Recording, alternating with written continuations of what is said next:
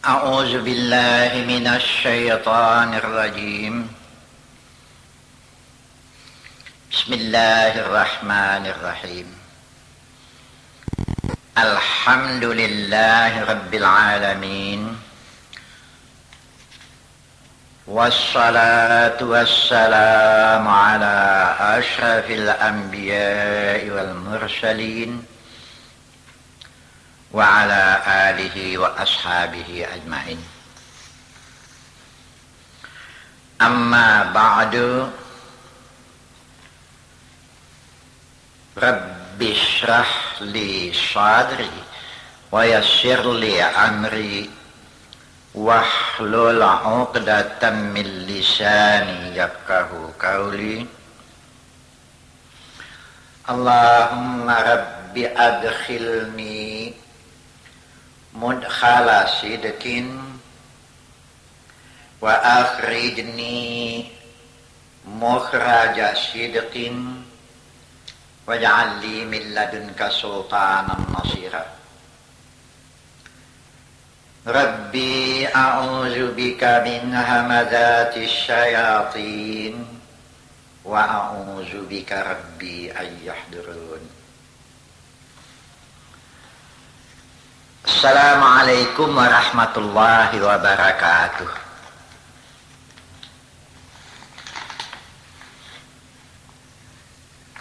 Saya masih membicarakan persoalan salat. Yang ini merupakan tiang keras pembuktian iman kepada Allah.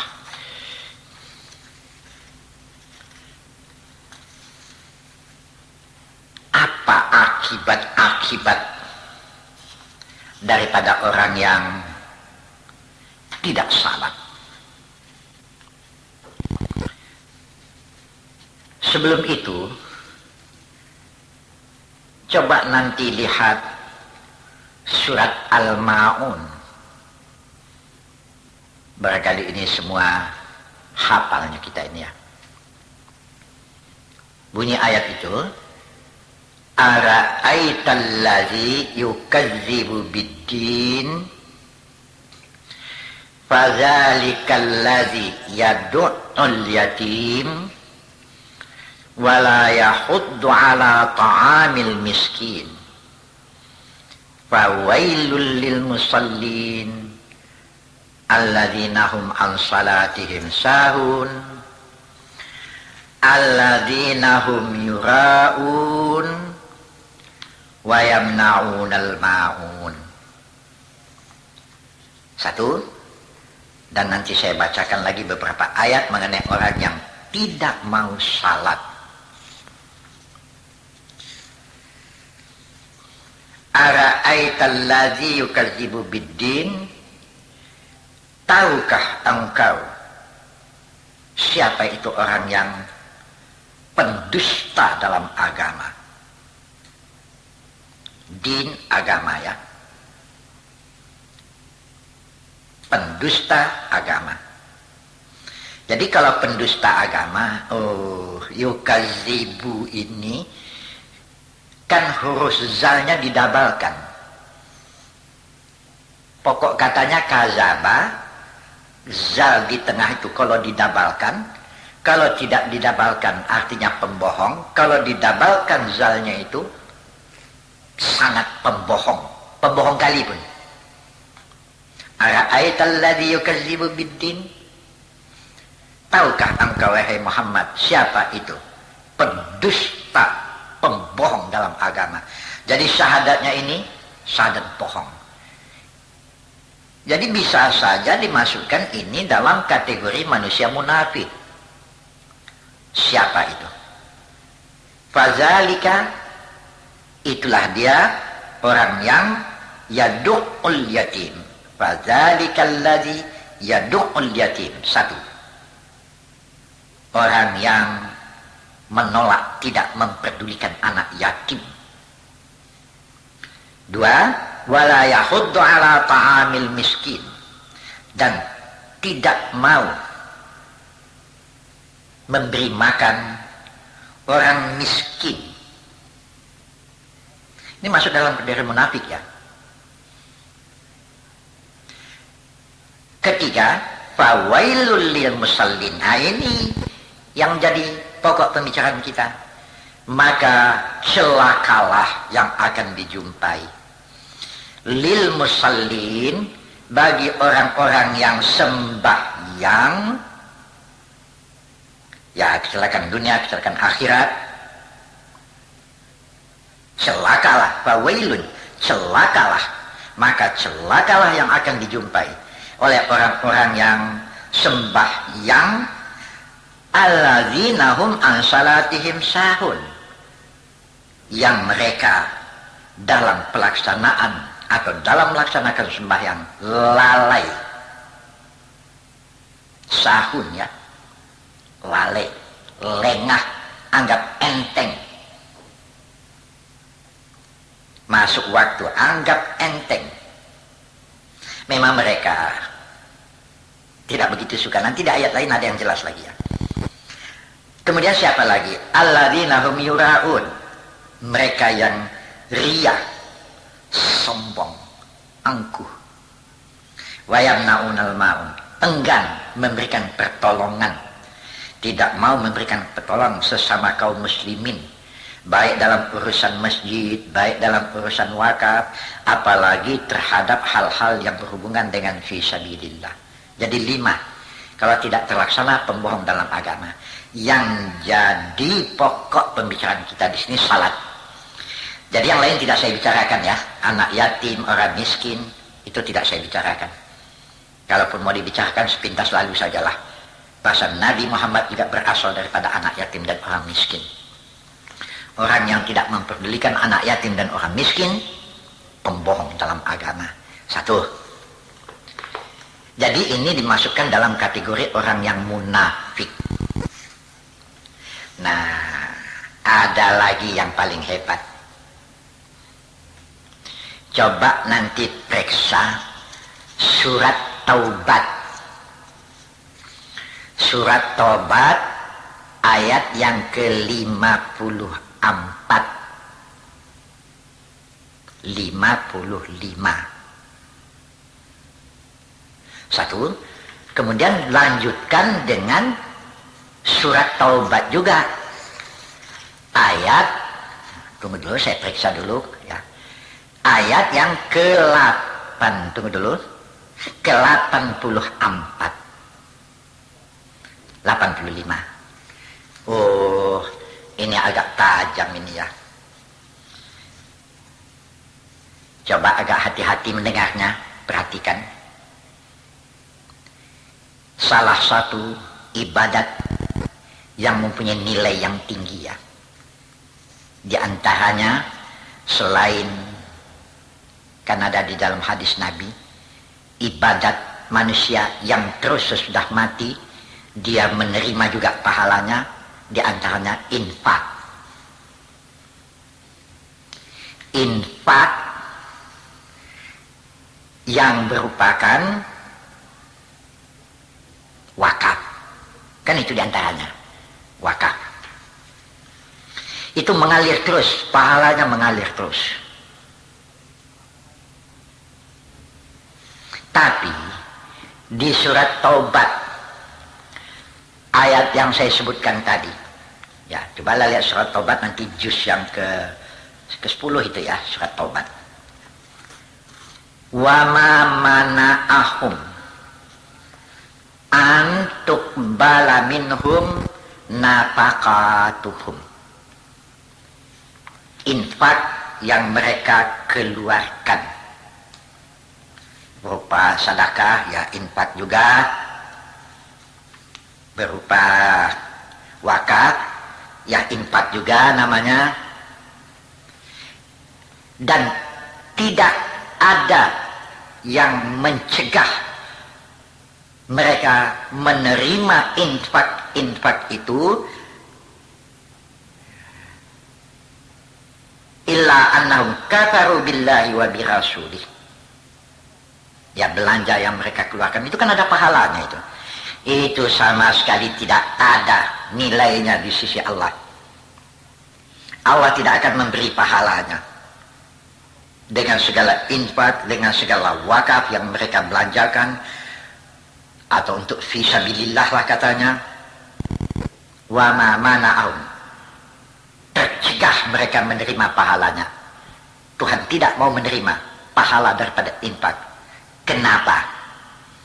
Illa annahum kafaru billahi wa birasulih. Adalah disebabkan karena mereka kafir kepada Allah dan Rasulnya. Kafaru, kafir terhadap Allah dan Rasulnya. Kenapa mereka dikafirkan oleh Allah? Wala ya'tuna salata, karena mereka tidak salat. Illa wahum kusala, walaupun mereka salat, mereka lakukan, tapi nampak malas sekali, macam terpaksa. Wala yunfiquna illa wahum karihun. Jadi jelaslah bahasa keadaan mereka belanjakan itu adalah karena terpaksa. Mau menyelesaikan diri dengan kaum Islam, ya. Ini orang munafik ini nih. Jadi walaupun orang ini hebat, wala tu'jibka amwaluhum wala auladuhum, innama yuridullahu liyu'adzibahum biha fil hayatid dunya wa tazhaka anfusuhum wa hum kafirun, ya. Jangan heran, jangan terkejut engkau dengan harta-harta mereka. Jangan terkejut, jangan heran kamu dengan anak-anak mereka yang hebat-hebat. Allah akan menyiksa mereka dengan harta-harta mereka itu. Di penghidupan dunia juga mereka akan menghadapi siksa itu. Dalam bentuk apa nanti kita bicarakan. Mereka adalah orang yang dalam keadaan kekufuran.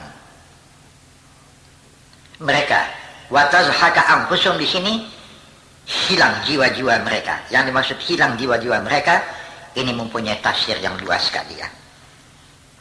Di antaranya hilang jiwa-jiwa mereka itu ialah tidak ada ketenangan. Ya.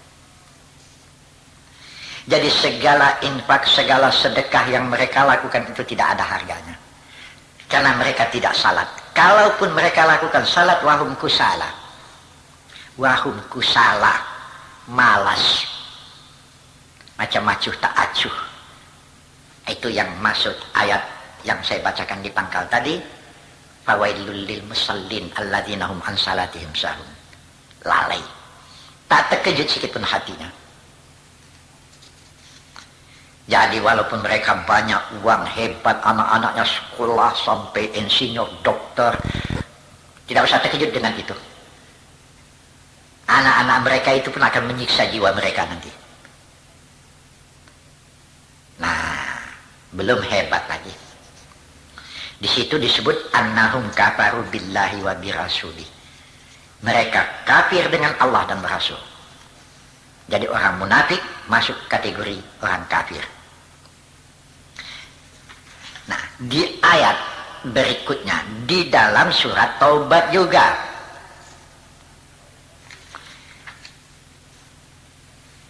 Coba nanti lihat ayat yang ke-84, 85.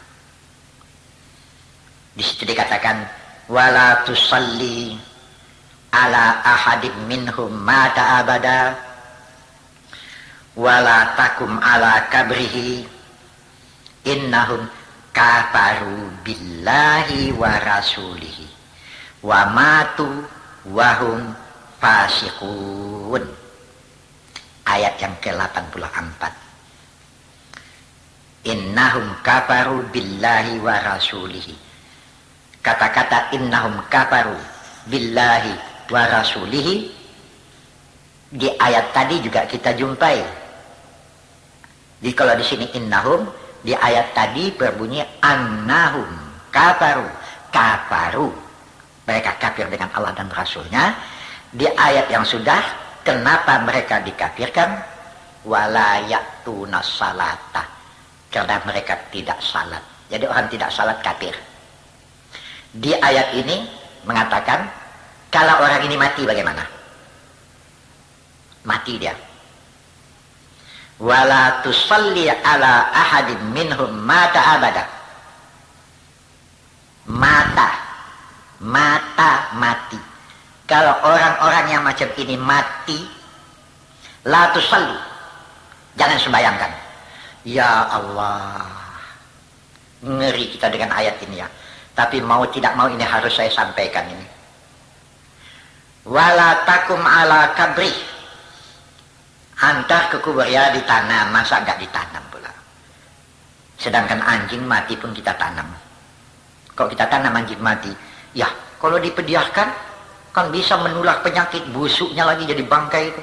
Jadi tanam juga, sudah ditanam pulang. Wala takum ala kabri, jangan engkau berdiri di atas kuburnya, jangan didoakan, itu maksudnya. Kenapa? Innahum kafaru billahi wa birasuli. Saya perbaiki, innahum kafaru billahi wa rasuli. Karena mereka kafir dengan Allah dan Rasulnya. Wa mati orang ini masuk dalam kategori wahum fasikun. Mati sebagai orang yang fasik. Aduh, saya kadang-kadang menyampaikan yang macam ini berpikir, saya sampaikan tidak ini, saya sampaikan tidak ini. Terlalu tajam. Tapi dari satu segi pula, kalau tak disampaikan, manusia ini makin lengah juga, menganggap enteng saja persoalan.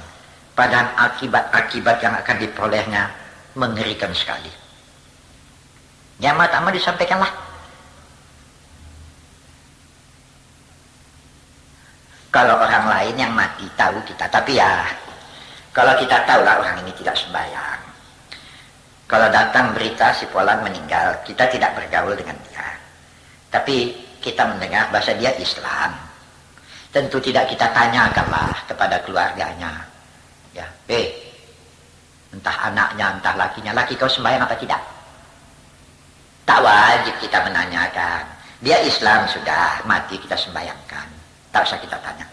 Tapi kan kita macam jiran yang dekat, keluarga yang dekat, masa nggak tahu kita dia sembahyang atau tidak? Anak kita yang sudah dewasa, masa nggak tahu kita bahasa dia sembahyang atau tidak? Menantu. Wah, kalau sempatlah ini ya, entah menantulah yang mati, entah anaklah yang mati, atau mertua, tahu kita mertua tak sembahyang, mati dia. Tak disembayangkan, apalah kata orang, disembayangkan Tuhan sudah melarang. La tusalli ala ahadim minhum mata abada. Kalau orang ini mati, jangan sembayangkan. Aduh, betul-betul terjepit kita dalam soal ini ya. Tak disembayangkan salah, ya sudahlah, laha maka sabat alaiha maktasabat. Ya terserah sajalah. Sebab masing-masing pun di akhirat nanti, masing-masing ya kita nanti. Apa bisa ditebus? Coba lihat di dalam surat Nisa. Saya tidak ingat ayat keberapa, tapi maksudnya saja saya sampaikan. Kalau perlu nanti boleh kita cari ayatnya. Tapi saya tahu betul ini ayat ya. Walaupun engkau mempunyai harta yang bertimbun di muka bumi, sepenuh bumi, engkau tebus dengan yang sepenuh bumi hartamu itu, Allah tidak akan menerima sama sekali tebusan itu. Ditebus ya. Segala harta peninggalannya untuk membela yang mati itu semua diwakafkan. Kalau istilah sekarang dihajikan pula lagi. Bukan satu orang disuruh, 5 orang pergi menghajikannya. Tak jalan. Allah tidak terima ini sama sekali. Ya. Ini bisa dilihat nanti di surat Nisa ayat keberapa. Saya juga kurang, belum saya periksa betul entah di mana. Tapi ayat ini ya, boleh dilihat nanti. Ya. Sekali lagi nanti. Sabarlah, jumpanya nanti ya. Tapi sabarlah. Tak bisa ditebus-tebus, tak jalan. Memang mereka menghendaki supaya dapat menembus diri, tapi sama sekali tidak diterima Tuhan. Doa orang yang mendoa pun tidak diterima. Menyembahyangkan jenazah itu kan masuk doa itu. Sedangkan sembahyang saja kita tidak dibenarkan melakukannya. Apalagi kita upah-upahkan kepada orang membaca ini, membaca itu. Tak jalan sama sekali. Sebab itulah saya selalu mengatakan bukan bikin jahat boleh. Bikin jahat tidak boleh. Bikin dosa terpaksa menerima akibat. Tapi kalau dia sembahyang, masih ada harapan untuk mendapat keampunan dari Tuhan. Masih ada harapan, doa-doa dari orang-orang yang masih hidup, di mana ikut mendoakan kita, masih ada harapan untuk mendapat keampunan. Bahkan di dalam hadis Nabi, bisa dilihat di Sahih Bukhari, bisa dilihat di dalam Muslim, dan banyak lagi periwayat-periwayatnya yang saya pikir ustadz-ustadz kita, ulama-ulama kita bisa ditanyakan ini. Yang diantaranya, apabila mati seorang mukmin, berdirilah bersaf-saf sahabatnya, temannya, kawannya mendoakan dia. Kalau sampai berjumlah 40 orang,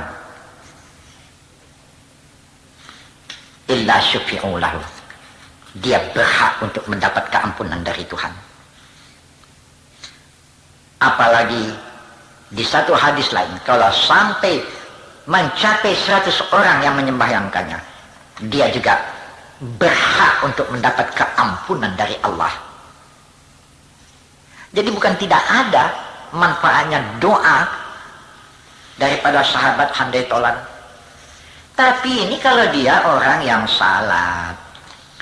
Kalau dia bukan orang yang salat, udahlah. Walaupun anak kandungnya mendoakan, ditambah lagi dengan mengeluarkan harta penebus, tidak ada manfaatnya sama sekali. Tidak akan menolong sama sekali. Baik hartanya yang banyak yang ditinggalkannya, anak-anaknya sama sekali. Bahkan ini juga menjadi tanggung jawabnya di hadapan Allah. Kalau tidak pandai-pandai membawakannya, dia pun kena azab karena harta ini. Hanyut dalam kehidupan dunia, tertipu dengan kehidupan dunia. Padahal apa yang mereka peroleh itu sama sekali adalah